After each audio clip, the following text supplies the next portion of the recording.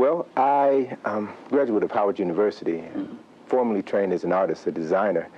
And it wasn't until I visited the King Tut exhibit when it came to Washington, D.C.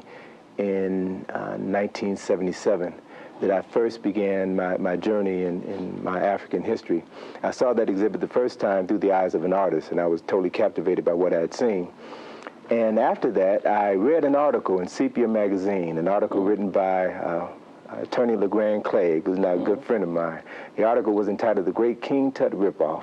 He talked about how that presentation, the King Tut exhibit, when it came to the United States, had intentionally been organized so as to not to portray Egyptian history as being a legitimate part of African history.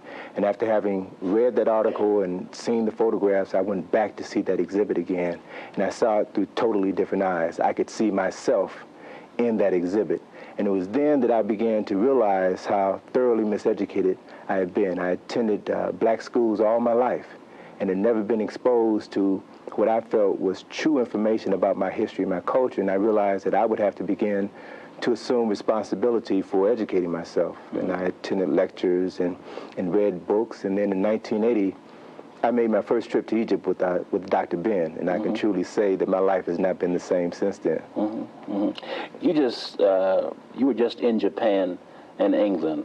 How was that trip? How did that go?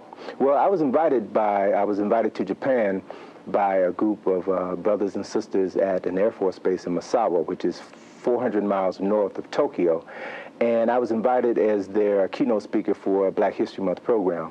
And it was a inspirational event in that this was the first time that they had organized to bring someone in stateside to participate in the Black History Month program.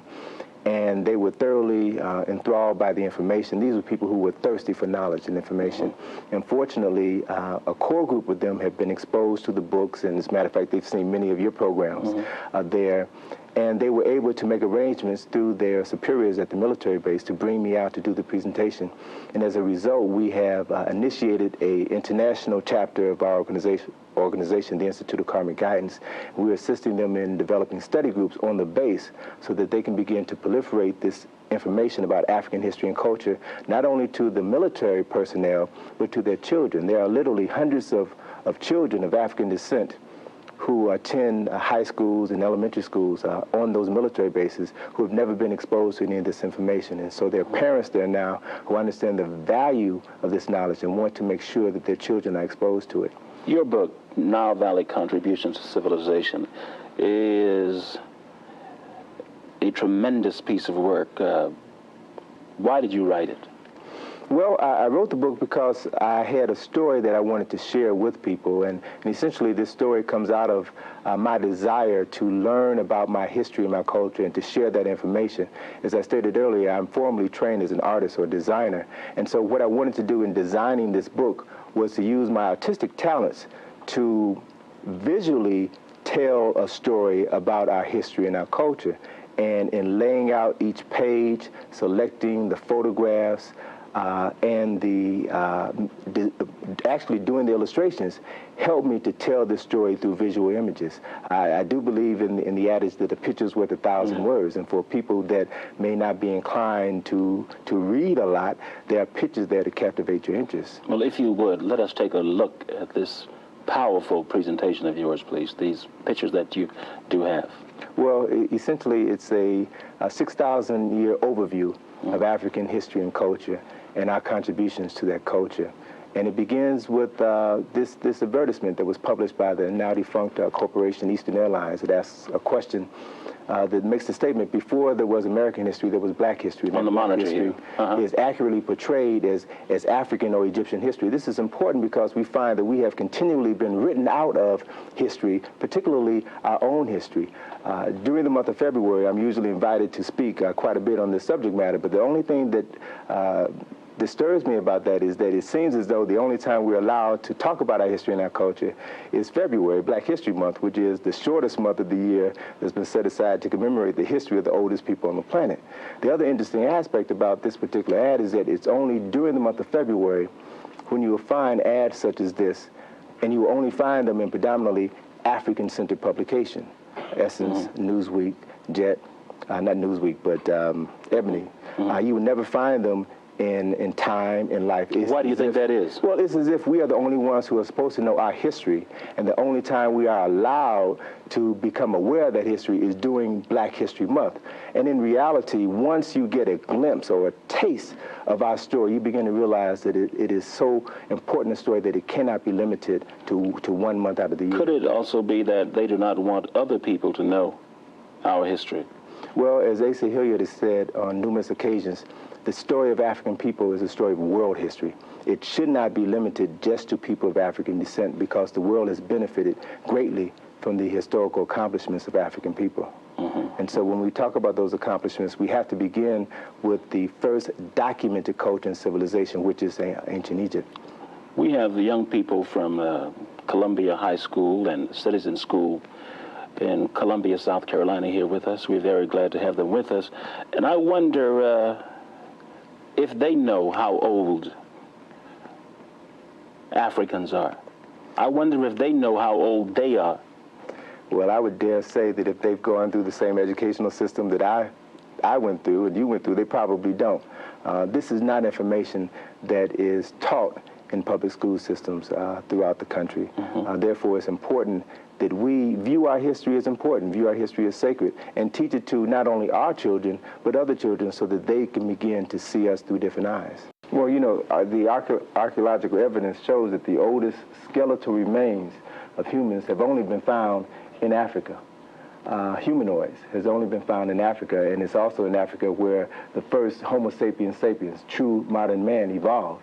And it was from Africa that this man left the continent and then migrated into what is now Europe and Asia, and is speciated to become the various races that now inhabit the planet. So it has been archaeologically and genetically proven that the first people on the planet were of African descent.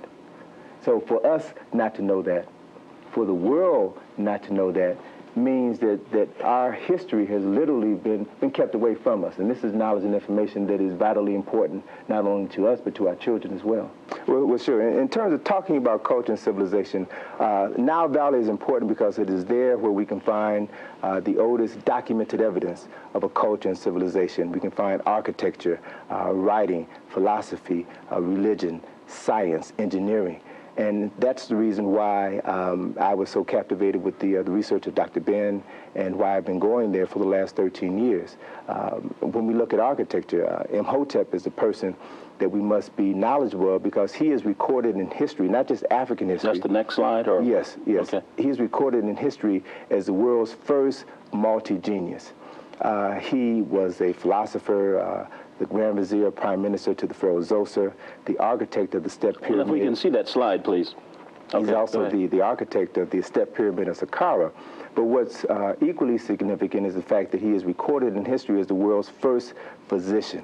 Now, what's important is that when you hear this information, it's natural for you to ask the question, well, wait a minute, I remember being told that Hippocrates is the father of history. Well, when you study Greek history, you'll find that it was the Greeks who were responsible for renaming Egypt, renaming the country of Kemet and calling it Egypt, and most of the names of people, places, and things within that country. Imhotep's name was changed to Asclepius. So if you look at the Hippocratic Oath, you see that they even acknowledge this African as the god of medicine. The building that Imhotep designed is the Step Pyramid of Saqqara, which is the oldest man-made structure on the planet. This is the next slide. The oldest man-made structure on the planet stands approximately 197 stories tall. So when we look at this building, when we look at this skyscraper, we have to realize that this challenges the myths about African people living in 197 stories? 197 feet high, I'm sorry. Okay. 19 stories, yes, 19 stories tall. And this challenges the misconceptions that we've been given about African people living in caves or living in trees. And this was built around what time? Around approximately 2700 BCE. The first man-made structure on the planet, and it is still standing today in Egypt, in the country that was originally called Kemet. It's also vitally important to show the faces of the individuals associated with this particular point in time in history. The next slide shows us the King Zoser, the man for whom Imhotep designed and constructed this building. And if you look at that face, You can clearly see those telltale features that were often destroyed by invaders: the broad noses, the full lips, the high cheekbones. It was only thousands of years later when the ethnicity of these people would be called into question because of the attempt to remove Egypt from Africa. So this is the king of what we today call Egypt. Yes. At that point in time in history, he was the most powerful man on the planet, the wealthiest man on earth. And this is an aspect of history. This is world history, not just African history. This is an aspect of history that most people know nothing about. Columbus. It's important for us to understand where we were in history. The next slide is a photograph of two objects that most of us are familiar with, the statue that's been referred to by the Greeks as the Sphinx, and the other structure referred to as the pyramid. This site is at Giza, which is probably one of the most significant archaeological sites on the planet. There have been more digs done at Giza. There have been more books written about these two objects than any other in history. Again, they reflect the historical, the educational, the engineering accomplishments of African people thousands of years ago. Now, this next slide shows us a more detailed shot of the pyramids. And it's important when you look at the structure that you're looking at the Great Pyramid of Khufu, which is in the background.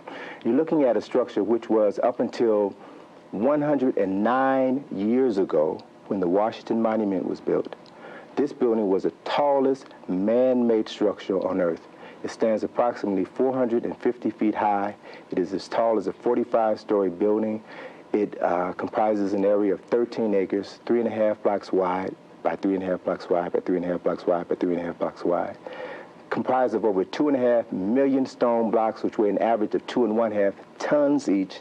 There's enough stone in this one building to make 30 Empire State Buildings. And it's important to understand that this building was designed by Africans, for Africans. It was not built by slave labor, and of course it was not built by Jews during their so-called occupation in Egypt. This building was constructed over 1,000 years before the first Jew, Abraham, was born. So again, this structure, which is the only remaining wonder of the original 7 wonders of the earth, is a testimonial to the brilliance and the genius which developed along the Nile Valley.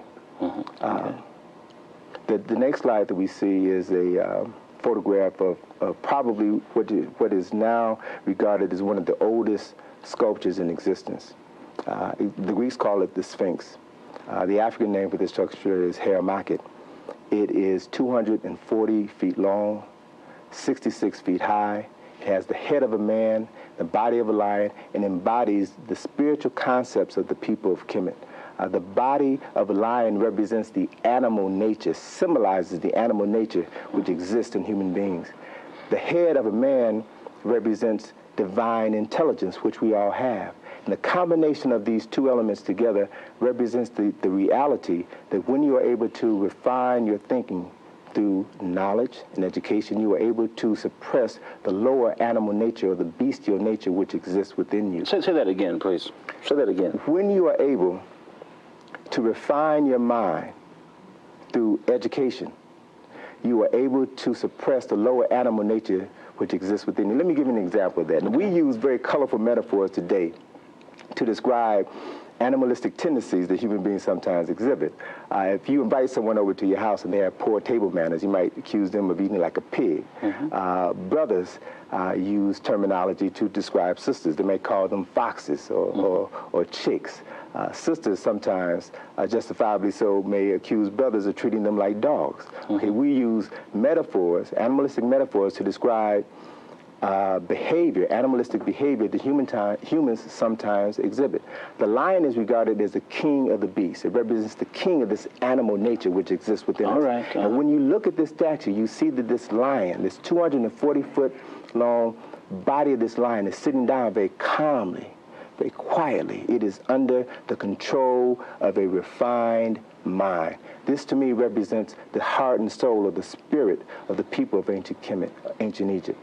When you look at the face of that statue, this 13-foot wide face of this statue, you see the face of an African, but it's also important that we understand that the nose and the lips were shot off of this statue I believe, by Napoleon during his occupation of Egypt. Napoleon came upon the statue, which was, at that time in July of 1798, literally buried up to its neck in sand. What do you think is the symbolic legacy, the message left in that piece of art, that piece of sculpture, for African-American youngsters today, but Africans around the world?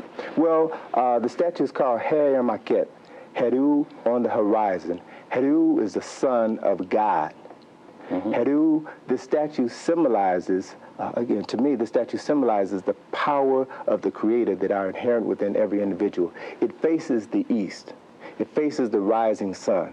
And the sun was a symbol of Heru. And so every morning, this statue is greeted with his metaphysical counterpart. The sun, the light from the sun, illuminates the face of Heru, which symbolizes the power of the Creator, the knowledge of the Creator which exists within us, which we must cultivate in order to raise the standard of life for us through our understanding of who we are. Okay, okay. As I stated earlier, it's important to understand that the destruction of the nose of this statue and the lips of this statue was intentional. In Egypt, you'll find that there are about 75 to 80% of the statues are missing heads and noses and lips. And most of those are statues of people who can be clearly identified as African in appearance. And this is no accident. It's an attempt to disassociate African people from this culture and civilization. So it might be good to clarify, when people, the young people here, see Egyptians today, and they hear you say that, well, the Egyptians created the world's first civilization, they may look at the people who are now in Egypt, yes, and think that you're talking about those people. Would you clarify that, please? Surely. The Egyptian of today is no more a true Egyptian than the people of the United States of America are the true inhabitants of this land. When we talk about Egypt, we're talking about a country that was renamed after the Greek occupation around 332 BCE. Egypt was originally called Kemet, which means the land of the blacks. It was a country that was formulated as a nation approximately 3200 BCE. It was a nation that was ruled by African people for over 3,000 years, until they fell victim to invasions from the north. From that time on, if you study a timeline, a pictorial timeline of these personalities in ancient Kemet, you'll find that all of the great rulers were African. It was only after Egypt was invaded by first the Persians and then the Greeks that the leadership changed. And from that point on, after the invasion of the Greeks, Egypt was invaded by the Romans, and then came the Arabs, then came the French, then came the British and the Turks. So the Egyptians that we see today are a combination of all of these peoples. But there does exist in Upper Egypt, in the area of Aswan, the descendants of the original inhabitants of Kemet. These are called the Nubians. The culture began up south and migrated northward down the Nile. So the further south you go, the closer you are to the original people of this land. And then it's important to understand that reality. Maybe if you talk some about what Egypt produced, that would explain to the students here why Egypt is so important. Why, why we aren't talking about Nigeria. Not that Nigeria is not important. Sure. But why we're not talking about some other country. Why is Egypt so important? Well, Egypt represents the culmination of the culture and civilization that developed in the Nile Valley. The Nile Valley is approximately 4,200 miles long. And that culture navigated or migrated northward down the Nile, and so the country that we now call Egypt represents the culmination of the greatness that existed within the Nile Valley. It is there where we can find the beginnings of writing, the so-called hieroglyphs, which is a non-African word. The word hieroglyphs means sacred carvings. The African name for this writing form is Medu Neter, which means the word of God or the writing of God. It is there where we can find the first evidence of architecture, as I stated earlier, with Imhotep and his works. We can find the beginnings of engineering when we look at the temples and the monuments, the beginning of writing, philosophy, mathematics, when you understand something about the infrastructure that was necessary to govern a nation of hundreds of thousands of and geometry. And geometry. And so for when they go to school, they're not getting the information that's before them in terms of mathematics. Has been presented as not African. Euclid studied mathematics in Africa. Okay, and then came back to Greece and presented the Euclidean theory. This is not a Greek invention. Most of the Greek philosophers studied in Africa. So when you trace the origins of what we now call the rudimentary aspects of culture and civilization, we can find that the people responsible for creating them studied in Africa. And so what I'm talking about is going back to the source, not the secondary sources, but going back to the primary sources and studying the origins of these things in Africa. And so math and geometry, etc., this is nothing alien for young people. No, of course. For young African Americans. Of course not. Of course not. And again, if you understood this, then you would begin to realize that this is nothing that should intimidate you. Math is as a natural part of your abilities as is playing basketball. Basketball involves a certain degree of mathematical thinking. In terms of dribbling the ball, in terms of shooting. So these are things that we need to look at and understand from an entirely different perspective. Okay. I want to get to the rest of these pictures. Okay, well, I'm going to hush up. I'm going to hush up for a minute. The next image we see here is a photograph of a temple, which represents, it embodies the essence of the educational systems which were developed in Egypt. These were the first universities. It is where African men and women studied the heavens. It's where they built libraries which contained thousands and thousands of books which documented their research. This is a particular slide of the temple of Ramesses at Luxor, and it's important to understand that it's from this base that the knowledge which helped to create Greece sprang from. The next image we see is that of a scene that is commonly referred to as the weighing of the soul, and it represents some of the spiritual and philosophical concepts which came out of Egypt. This is a scene that represents the judgment of the soul of a man who has died and comes before God to have a determination made as to whether or not he will go to heaven or hell. This represents African concepts of the soul, the salvation of the soul, judgment, heaven or hell, that existed over 4,000 years before the birth of Christ. And in this particular scene, the soul of a man stands before the image of Ma'at to have his soul weighed on the scale of truth and justice. And you see a scale there. And on the right side of the balance, you see the feather, which represents the T-looking, cross-looking thing almost. Okay. And on the right side of the balance, you see the feather, which symbolizes Ma'at. Ma'at is the African goddess who represents the principles of truth, justice, righteousness, order, and reciprocity. On the left side of the balance, you see a symbol which represents the heart of the deceased man. Because in the African tradition, it was believed that the heart was the seat of the soul. Hence, the title of this drawing, The Weighing of the Soul of the Deceased. And the idea that was expressed in this scene is that when this man comes to have his soul weighed against the feather of Ma'at, if his heart is symbolically as light as a feather, it means that he has lived a righteous life according to the principles of the Africans, and he can go on and reap his reward in heaven. Jehudi, the bird-headed figure, records this event in the Book of Judgment, and all of this activity takes place before Asar, who is seated on the far right on the throne of judgment, and who makes the final determination. That's the name they had for God. Yes. What we call God today. Yes. And he makes the final determination.